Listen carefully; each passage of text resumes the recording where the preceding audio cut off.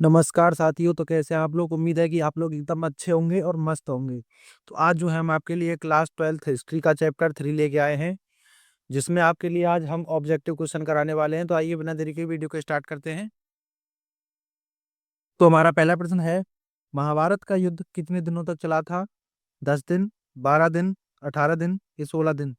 तो महाभारत का युद्ध जो है 18 दिनों तक चला था, जो कि कौरवों और पांडवों के बीच में हुआ था। अब हमारा नेक्स्ट प्रश्न आता है, महाभारत किसने लिखा था? वाल्मीकि ने, मनु ने, कौटिल्य ने या वेदव्यास ने? तो महाभारत जो है वेदव्यास जी ने लिखा था, इसलिए आपका राइट आंसर है ऑप्शन डी। और वाल्मीकि जी ने जो है आपका रामायण लिखा है, रामायण। और आपका मनु ने लिखा है मनु स्मृति, मनु स्मृति। और कौटिल्य ने लिखा है आपका अर्थशास्त्र, जो कि मैं आपको पिछले चैप्टर्स में बता चुका हूँ। और वेद व्यास जी ने लिखा है महाभारत। तो महाभारत का एक दूसरा नाम है जिसे हम जय संहिता भी कहते हैं। अब हमारा नेक्स्ट प्रश्न आता है, महाभारत की रचना किस भाषा में की गई है? संस्कृत भाषा में, पाली में, प्राकृत में या हिंदी में? तो महाभारत की रचना जो है संस्कृत भाषा में की गई है। और पाली और प्राकृत भाषा जो है, बौद्ध धर्म में पाली प्राकृतिक भाषा, पाली भाषा का ज्यादा महत्व था, और जैन धर्म में प्राकृतिक भाषा का। और हिंदी जो है हमारे वर्तमान आधुनिक युग में भी बोली जाती है। अब हमारा नेक्स्ट प्रश्न आता है, पुराणों की संख्या कितनी थी? 10, 14, 18 या 16? तो पुराणों की संख्या जो है एक आपकी 18 थी। और उपनिषदों की संख्या है आपके, उपनिषदों की संख्या होती है 108। तो उपनिषदों की संख्या है 108। और आपसे पूछा जाए कि ऋग्वेद में कितने मंडल हैं? तो 10। अब हमारा नेक्स्ट प्रश्न आता है, मनुस्मृति के रचयिता थे वेदव्यास, वाल्मीकि, मनु, विष्णुगुप्त? तो मैंने अभी आपको इसका आंसर बताया था। मनुस्मृति के रचयिता है मनु।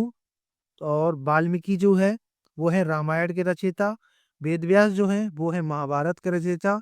विष्णुगुप्त, चाणक्य या कौटिल्य, इन तीनों में से कोई भी नाम आए तो वो अर्थशास्त्र के रचयिता हैं। अब हमारा नेक्स्ट प्रश्न आता है, संकृष्ण किसका दूसरा नाम है? कृष्ण का, बलराम का, भीम का, अर्जुन का?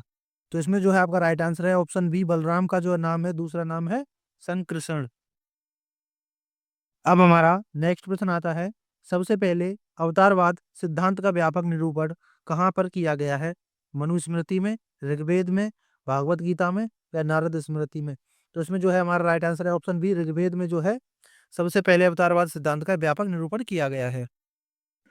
अब हमारा नेक्स्ट प्रश्न आता है, वासुदेव कृष्ण किस वंश के थे? गुप्त वंश के, मौर्य वंश के, वृषणी वंश के, सातवाहन वंश के? तो इसमें जो है हमारा राइट आंसर है ऑप्शन सी, वृषणी वंश के जो है वासुदेव कृष्ण जो है वंश के थे। और गुप्त वंश का थे समुद्रगुप्त, श्रीगुप्त, कुमारगुप्त।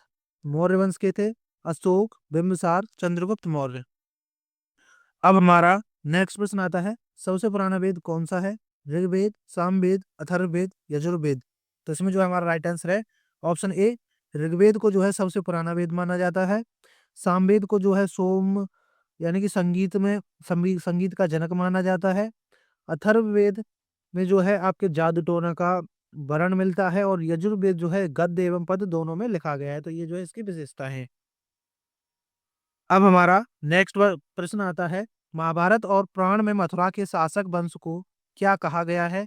पुरु, कुरु, यदु या ये सभी? तो महाभारत और पुराण में जो है मथुरा के शासक वंश को जो यदु वंश या यादव कहा गया है।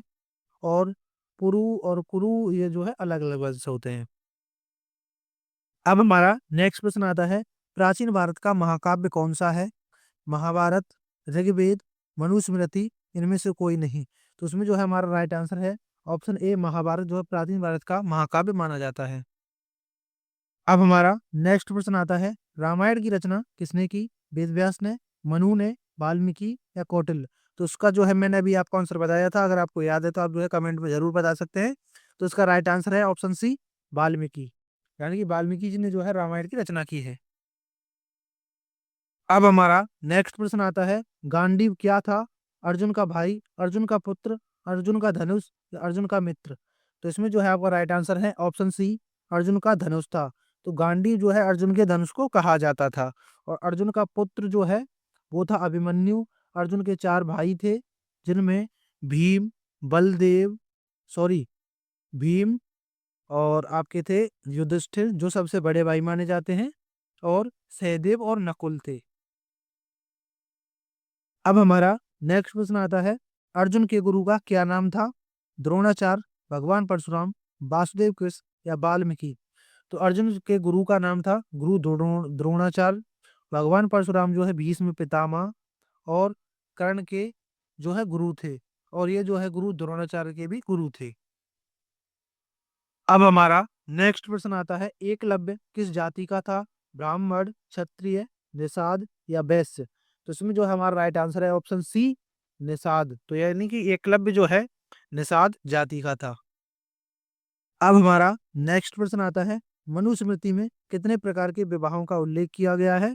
5, 6, 7 या 8? तो इसमें जो है आपका राइट आंसर है ऑप्शन डी, 8 प्रकार के विवाहों का वर्णन किया गया है, जिनमें ब्रह्म विवाह को सबसे उच्च माना जाता है। अब हमारा नेक्स्ट प्रश्न आता है, क्षत्रिय शब्द का साहित्यिक अर्थ क्या है? राजा, लड़ाकू, रक्षक या राज्य और क्षेत्र पर अधिकार होना? तो इसमें जो है आपका राइट आंसर है ऑप्शन सी, क्षत्रिय शब्द होता है रक्षक। तो क्षत्रिय जो है सभी की रक्षा करता है। अब हमारा नेक्स्ट प्रश्न आता है, प्राचीन काल में महाभारत में वर्ण व्यवस्था कितने प्रकार की थी? 3, 4, 5 या 6? तो इसमें जो है आपका राइट आंसर है ऑप्शन बी, 4 प्रकार की वर्ण व्यवस्था थी, जिनमें सबसे ऊपर आता था ब्राह्मण, फिर आता था क्षत्रिय, फिर आता था आपका वैश्य, और फिर उसके बाद आता था शूद्र। आपके ब्राह्मण का कार्य होता था यज्ञ करना और शिक्षा प्रदान करना। क्षत्रिय का काम था लोगों की रक्षा करना, युद्धों में लड़ना। और वैश्य का काम था पशुपालन करना, कृषि करना, व्यापार करना। और आपके शूद्र का कार्य था इन तीनों की सेवा करना। अब हमारा नेक्स्ट प्रश्न आता है, घटोत्कच किसका पुत्र था? युधिष्ठिर का, भीम का, अर्जुन का या नकुल का? तो इसमें जो है आपका राइट आंसर है ऑप्शन बी, भीम का जो है पुत्र घटोत्कच था। अब हमारा नेक्स्ट प्रश्न आता है, गंगा पुत्र के नाम से किसे जाना जाता है? द्रोणाचार्य को, भीष्म पितामह को, कृष्ण को या पांडु को? तो इसमें जो है आपका राइट आंसर है ऑप्शन बी, भीष्म पितामह को जो है गंगा पुत्र के नाम से भी जाना जाता है। अब हमारा नेक्स्ट प्रश्न आता है, महान योद्धा कर्ण की असली माँ कौन थी? तो इसमें जो है आपका, इसमें टाइपिंग मिस्टेक हो गई है, तो इसमें जो है कर्ण ऐसे लिखा जाता है। तो महान योद्धा कर्ण की असली माँ कौन थी? कुंती, गांधारी, गौतमी या सत्यवती?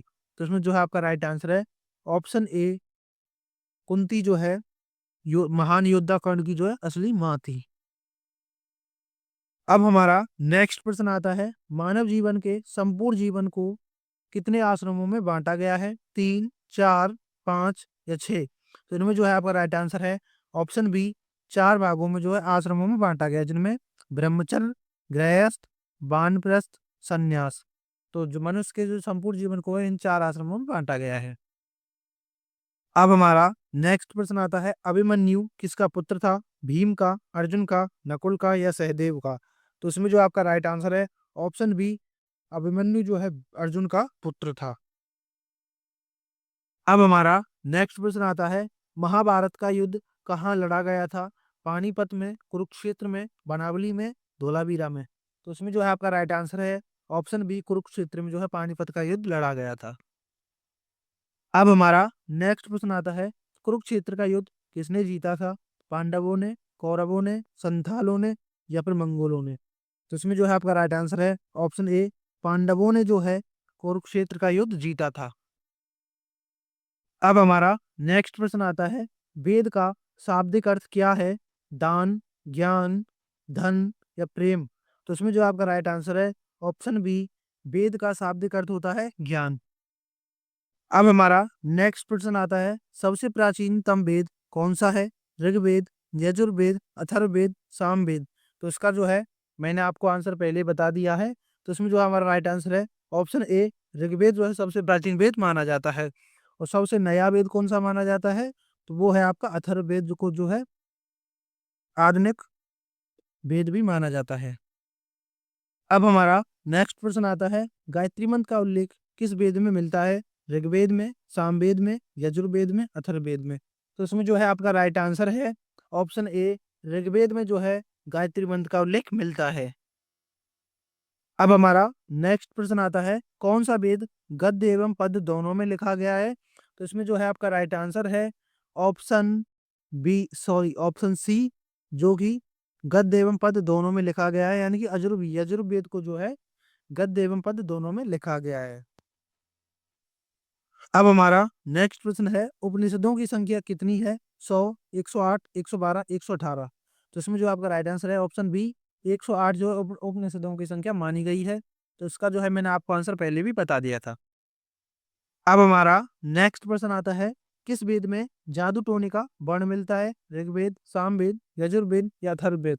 तो इसका भी जो है मैं आपको आंसर बता चुका हूँ। अगर आपको याद है प्लीज जरूर बताएं। तो इसका जो है आपका राइट आंसर है अथर्ववेद में जो है जादू टोने का भी वर्ण मिलता है। अब हमारा नेक्स्ट प्रश्न आता है, किस वेद को संगीत का जनक माना जाता है? तो इसका भी जो है मैंने आपको आंसर बता दिया है। तो इसका राइट आंसर है ऑप्शन बी, सामवेद को जो है संगीत का जनक भी माना जाता है। अब हमारा नेक्स्ट प्रश्न आता है, ऋग्वेद में कितने मंडल हैं?